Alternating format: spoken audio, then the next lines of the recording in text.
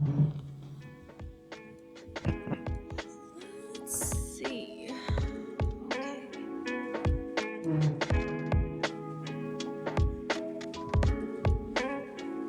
Hello, and welcome back Hi, to Ann. the Best Before podcast. Yes, I'm welcome. Ann of Studio Duskus. I am a footwear designer and consultant in San Francisco. Yes, and it's me, Vic, from Cestlavic. I'm a sneaker artist, also based out of San Francisco. Woo!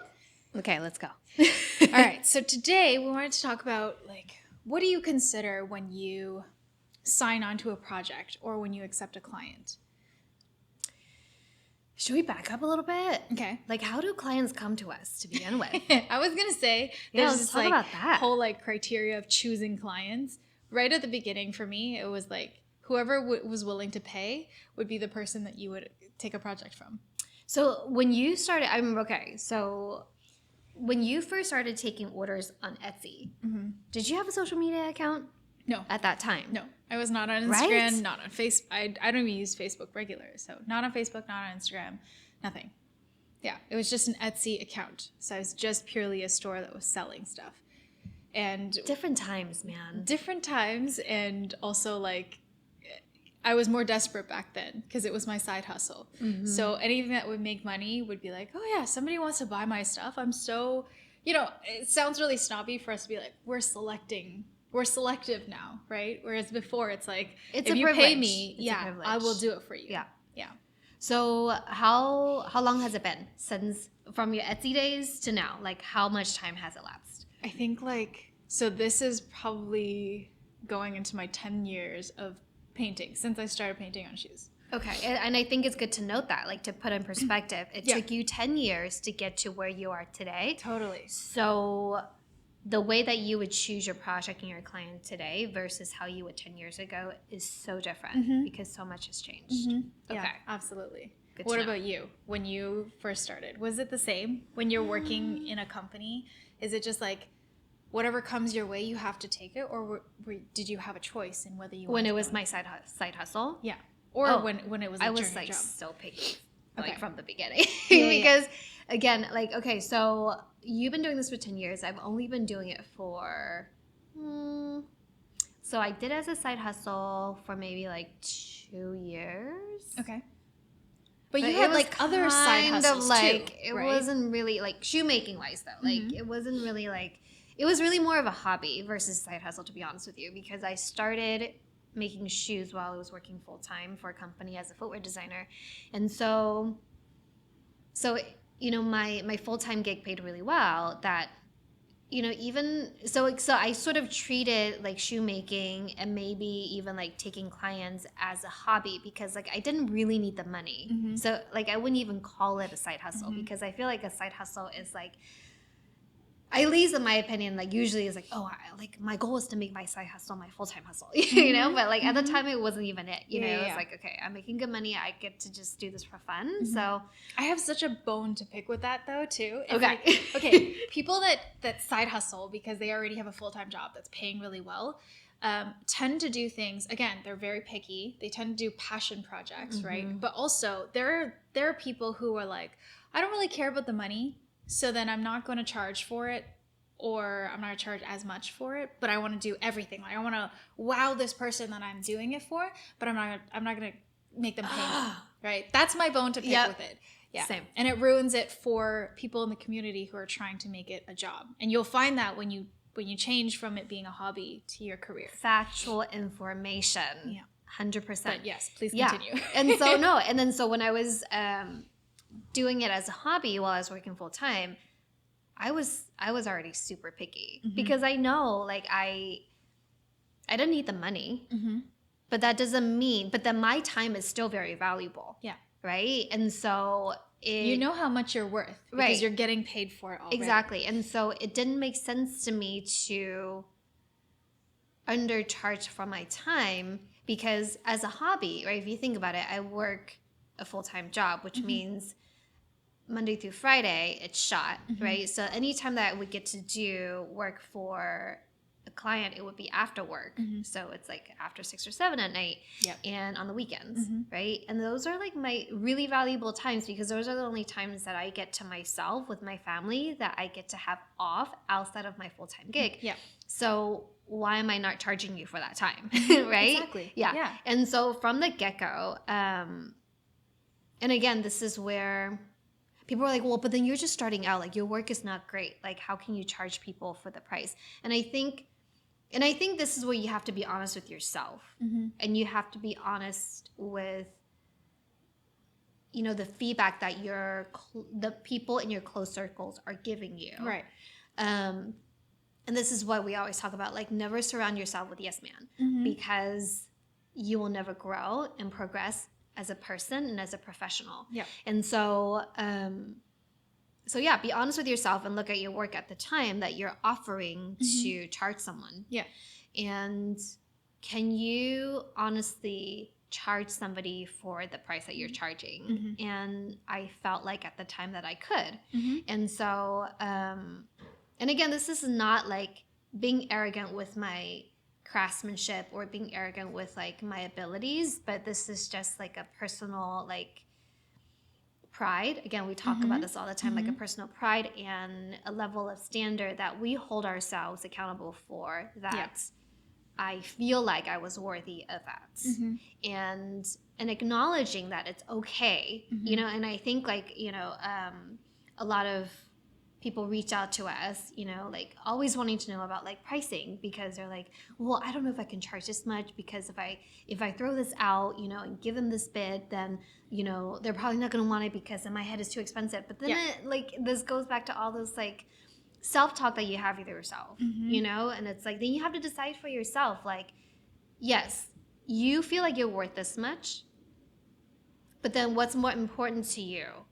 Like, for you to get this client, or for you to get a client that is not willing to pay you for the price that you're worth, or for you to get a client who's willing to pay you for the time that's worth, you know? So, and also like, do you need the money? You know, like there's so many things to think about when it comes to like choosing the client and the project and how much to charge, right? We'll get into pricing separately, but like, let's talk about like, what kind of criteria do you look at today? You know, after you've been doing it for 10 years, like, what do you consider? Like, how do you vet your project and your client? For me, so I'm slowly transitioning out of just doing commission work, and I'm trying to build my brand a little bit more in, you know, the future. So in this year, next year, maybe. So, and less on like how much I can make with commissions to keep me going, because I feel like that's not sustainable. So for me, a new project has to be, one, interesting. Maybe it's something that's maybe it's a design that's brought to me that's like I've never done before. I like a good challenge. I feel like we both like a good challenge. Something that's like not low-hanging fruit, not something that everybody can do. I like to take on those projects. And then something that maybe gives me experience or exposure that I've never had before. So maybe it's like working with somebody or working on a new silhouette, or, you know, whatever it may be. If it's something I've never done before, I'm more likely to take it than to repeat the same project over and over again. So when I was doing Etsy, I was literally like a factory worker, where I would pump out the exact same design over and over and over again. So one of the criteria is that it's not a design that I've done before. Even if it's somebody coming up to me to be like, hey, I want that design that you've done. I see it on Instagram. I will pay you whatever you want for it. I probably won't do the exact same design again. Because it's just so boring to me. Yeah. Okay, so you touched on like people potentially, brand potentially. I know a lot of people are curious about this, so I'm going to ask for them. Obviously, like in 2021, you know, you've had the opportunity to work with like celebrity clients, and I know, but not a lot of people does, is, you know, you also have rejected some great opportunities that to other people, they're like, are you out of your mind? Yeah. Right. Yeah. And so when you're vetting like projects like that, like why and how do you say no to like somebody who can potentially like get you a project that could potentially get you a lot of exposure and like, I hate using this word, clout. Right. You know, because like anybody else would have taken it. For me, okay, so let me just say this. The only person that can choose your projects for you is you. So if you feel good about a project, doesn't matter. It doesn't matter the money, doesn't matter the clout, doesn't matter what you're getting out of it. If you want to do it, right? And there's nobody that can give you advice that can be like, oh, maybe you shouldn't have done that. Maybe you should, right? So if you like a project, go for it. And then 2 is that possibility of saying no, right? I don't think I learned that until recently, where it's like, wait, I can say no to projects. I can say no to money. Like, such a privilege to be in that position, but that is something that's going to actually help you, as opposed to, you know, you feeling FOMO, like you wish you had done it, but you didn't do it and you didn't take that chance, right? So saying no is really powerful, and knowing that you can do it. And then for me, it's like, I think exposure means nothing. Right now, at this point, I'm going to say, unless it's somebody who is like 1 in a million, that like, let's say Lady Gaga came up to you and said, hey, I want a pair of shoes for Lady Gaga. At the end of the day, it's like, I want to make a pair of shoes for Lady Gaga. Knowing that she will never post about it. Right. No, and setting that expectation for yourself. Because when you think like, when you start going off and being like, oh, what if she wears it out? What if the paparazzi get a picture of it? What if it gets posted in like, published in a magazine or something? Whatever. All of these things are not certain. The only thing that's certain for you is like, that you are happy with your project and you're getting paid for your project. And also you wanted to make a pair of shoes for Lady Gaga. Yes. You know, exactly. It's like, who gets to say they get to make a pair of shoes? Not that either one of us have yet, but manifest it. But, you know, like, exactly. Like, being able to choose on your own, regardless of how much you're getting paid, how much exposure you're getting. Yeah. But because I just want to. This sounds fun. Like, I want to do it. Yeah. And in so many ways, this is beneficial for you. I mean, at least so far from my journey, you're brand building too. You're selecting things that are true to yourself. And so it's going to align with what you're currently doing versus you just taking on any possible opportunity. Because so many times people come up to me like, oh, I want to put my whole family on a pair of shoes. I'm purchasing this thing for my boss and I want to put, you know, faces on it, or I want to put someone's grandmother on it. It's like, sure, you can pay me thousands of dollars for it, but 1, will it go with what I'm posting online? Probably not. 2, will I enjoy the project?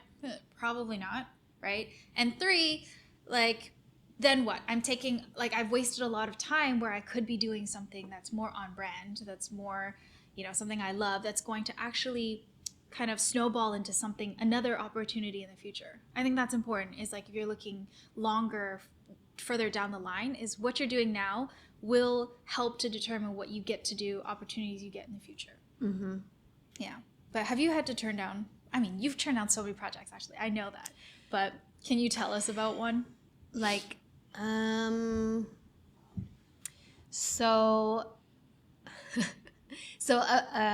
a brand that reached out to me and wanted to do an original shoe. And I struggle with it because, again, going back to your point that, you know, is this on brand? You know, is this brand on brand with my brand? And I think if I didn't have to say it out loud, that's kind of like a default like criteria, right? It's like, okay, does this align with my brand and my ethos? And I think it's really strange because like the company's like mission aligns with my ethos, but the way that they were approaching this project and taking this project didn't necessarily align with my ethos, which I thought there was like, and again, I feel like there are a lot of like companies like that, unfortunately. There's a discrepancy, you know, between like what's being marketed to the greater audience versus internally, like what they're trying to do. Right.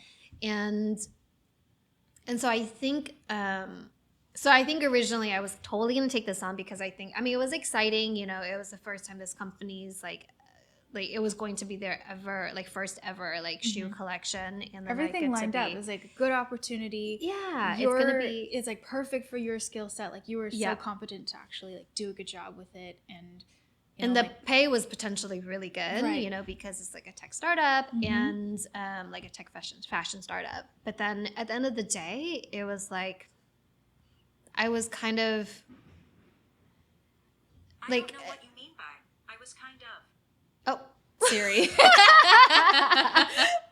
Cameo. Yes, love it. I was just trying to. I was struggling with whether or not again if it's right for me, because again it was going to take up a lot of my time. It was going to consume a lot of my time. Yeah. And so I don't know just. what you mean. Oh my gosh! I am so sorry.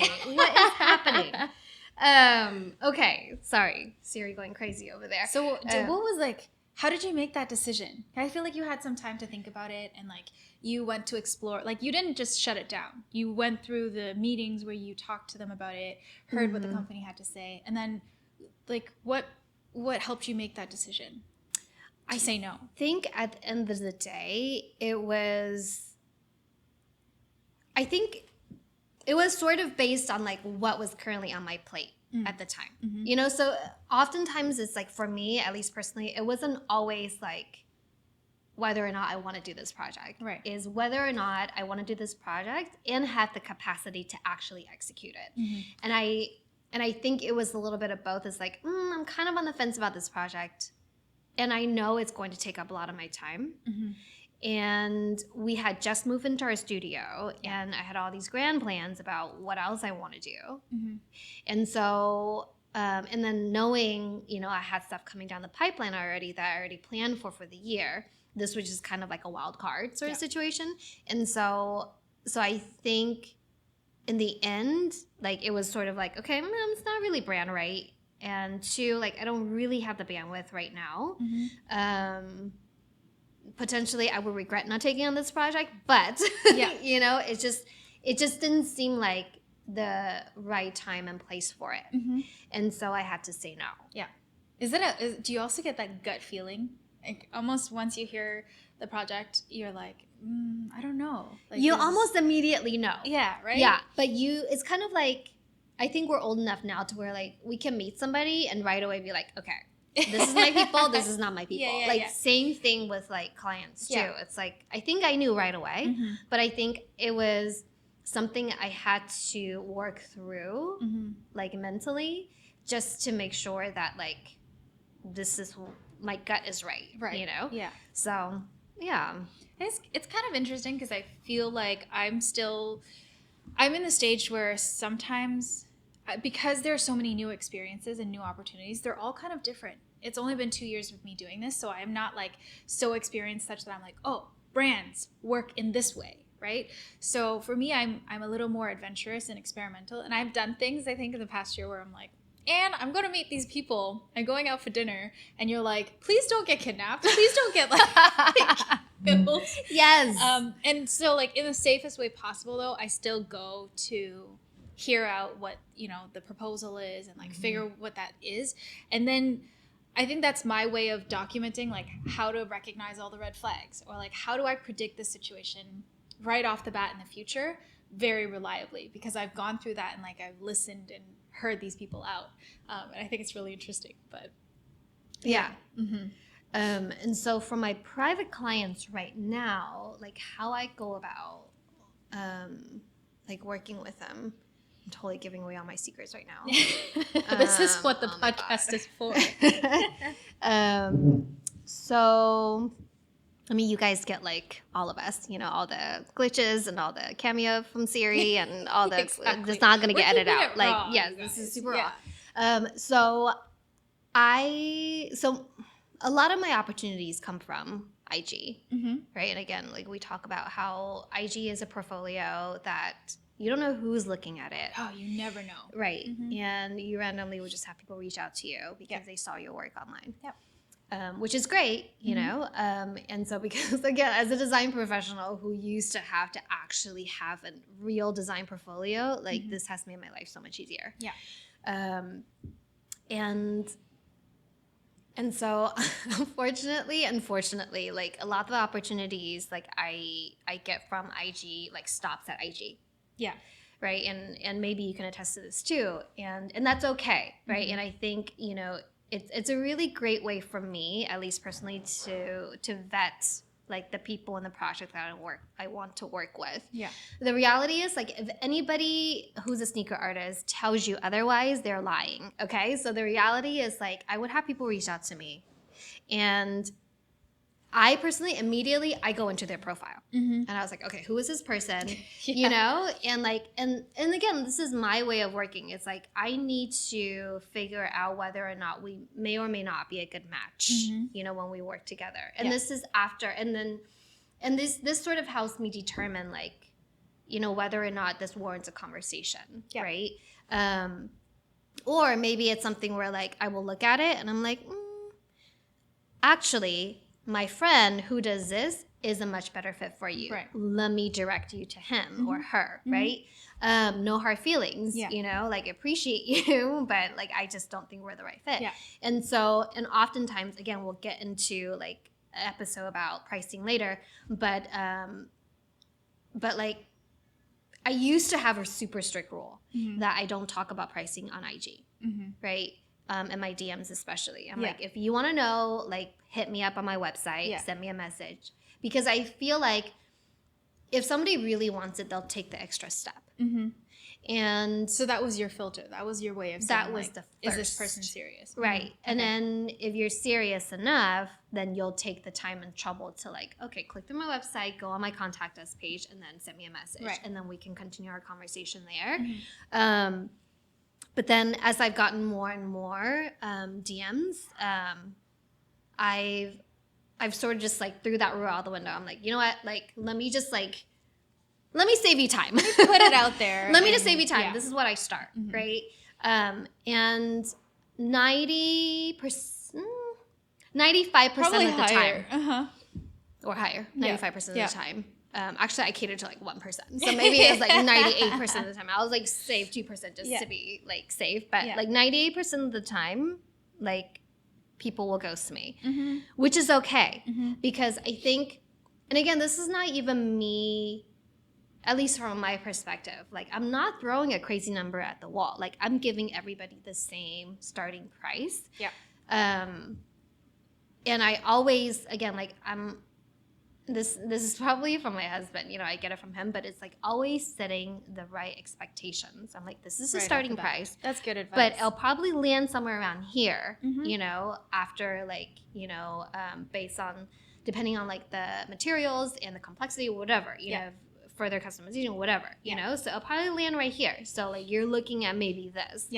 And so my number scares a lot of people, which is okay with me, because again, like I think that immediately sort of like, you know, just take out the people that's not a good match for me, you know, because again, like what a privilege to say that like my time is very valuable, you know, because again, like I'm doing so many things right now, and like for me to set aside time dedicated to your project, like it's important to me. Again, it's a personal pride thing that like I make sure I get to do that for you if we're going to be working together. And I always feel like, and a lot of like most of my clients become my really good friends because I'm not just looking for clients to make money off of. Like to me, it's more important to use it as an opportunity to build like a long-term relationship, you know, because a lot of my clients will be repeat clients, you know? Yeah, exactly. So, you know, at the end of the day, these two Asian girls are not thirsty. Yes, we are not thirsty. Let me just say, I'm so happy to say that. I know. But like, truthfully, it's taken me a long time to accept that. And I feel like I'm still battling with it. If somebody came up to me and was like, I'm just going to throw money at you, make me a pair of customs, regardless of how busy I am, sometimes I'm tempted to say yes. And I take on the project and then I hate myself the entire time that I'm doing it, because I'm like, well, you've already got a full plate and then you're adding this on for like several $1,000s, like, you know, and does that help you, or is that detrimental to your brand and your business and what you're doing, right? So it's really like having to shake myself and be like, you don't need to take this right now.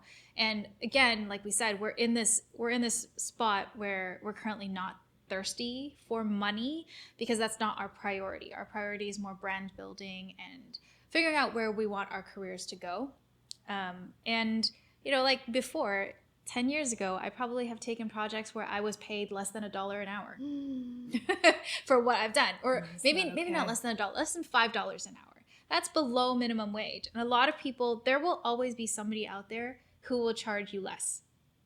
But again, the way that you're doing it, you're vetting people that are compatible with you, that appreciate your work, can respect your price because they know how much work goes into it and how much expertise you have to offer.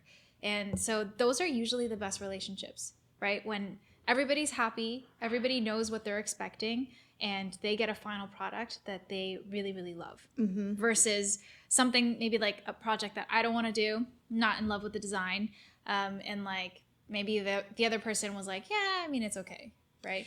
Yeah, and I think what I will say too is like, I think like, I don't know about you, but like for me, most of my clients come to me, or most of the people that work with me already have a lot of trust in what I do. And those are the kind of clients I actively seek out, because there's a certain type of like style and just like the way I do things, right? And like, and I think it's so nice to have somebody like just comes to you and be like, yeah, like I want your take on this. Yeah. You know, I want, like, I have full trust. It's almost like chef's choice. Yes. You know, it's like, help me, guide me, you know, like this is the kind of stuff I like. I want you to create something, you know, sort of around this aesthetic. Yeah. Those are the funnest projects to do. So fun, right? Because then you get to, I mean, it's fun, but then there's also like some pressure, right? Because it's like, oh my gosh, like they're giving me full freedom, you know, versus like, oh, if they just told me what to do, it's so much easier, right? Yeah. But again, it's like, you know, one of my clients, like, it's amazing. You know, I think when she first approached me about doing it like a custom work, you know, we talked about doing an original shoe, and then and then we started talking about pricing, right? Going back to pricing, and then and again, this is where like I just feel so thankful to have people like this that come to me and are willing to work with me, because like she did not blink an eye, right? Because she knew like what it was worth, like what it will take to get to a place that would make her happy. Yep. And she thanks me, you know, for charging such a meaningful price, right? I love that. Yeah. I'm like, thank you. Yeah. You know, and it's like, I wish like more people were like that, you know, because again, like, I know we talk about like how much time and effort it takes to, you know, get to an end product that you and I are both like satisfied with, in order to be even to like share it online with people, you know? And so, and again, like a game recognized game, right? Like if you have the empathy of knowing what the other person have to go through, then it's easy for you to be like, okay, yes, that's totally correct. Right. You know? Absolutely. And I'm going to say it again. I always say it, but you need to charge the price that's a living wage for yourself that makes it worth it. And then you need to be able to show your audience that price, right? You can't be like, oh, I don't want to share that, and then expect like, oh, why does the general public not understand why I'm charging that much? We are liable for that. Like we have a responsibility to share that with people, because they're not going to understand. Right? Yeah. Like I've got that DM I told you about where somebody was like, how much are your shoes? And I think I quoted them like, I start at $1,500, and they're like $15 or like 15 like 00. And it's like, they don't understand where it comes from. And we can get upset like, oh, these are not our people. But it's because they don't truly understand how much time and effort and what we're sacrificing to be able to do this full time. Right. But yeah. So besides, I hear a lot of like pricing talk, right? Which like, okay, I know, we're totally like gonna get totally into another, right. So like besides pricing, are there other can you list out maybe like 2 other things like that's a criteria for you when you choose a project client? Because okay, again, based on my observation of you, like okay, well let's let you speak. Okay. Yeah, I don't want to say it. Okay. For me, it's like a cool project. Yeah. Right. Even maybe it's like not maybe it's not just a client. Maybe it's also a project. Yeah. Right. Like something that I feel really inspired from just hearing their proposal and like what they're wanting to achieve.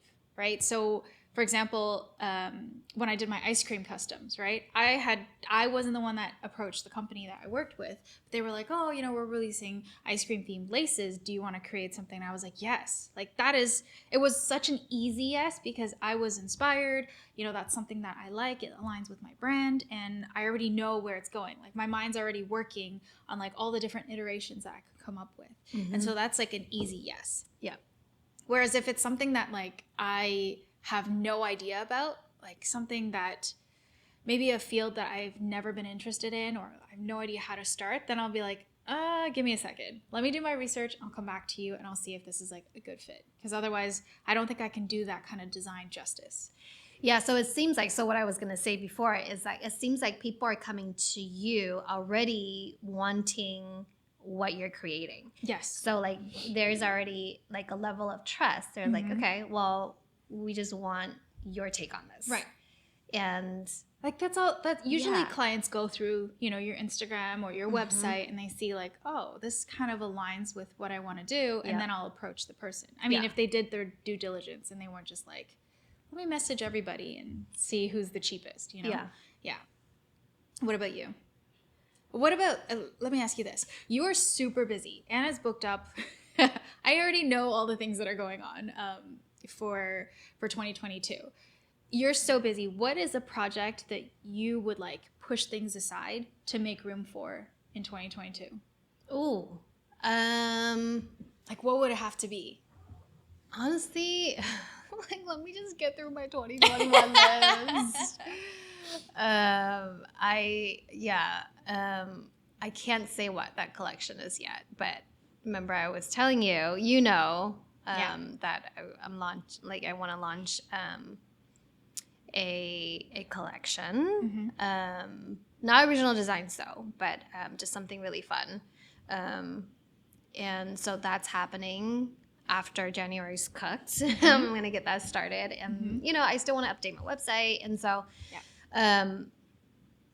as far as client work-wise, I'm really open-minded, to be honest with you.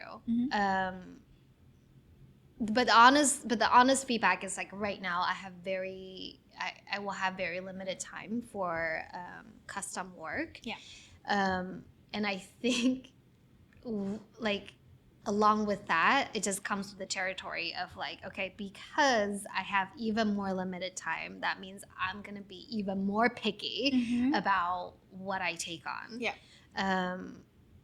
And so, but again, I'm always open-minded. It's like if you catch me on a good day, that's like I might change my mind. Right.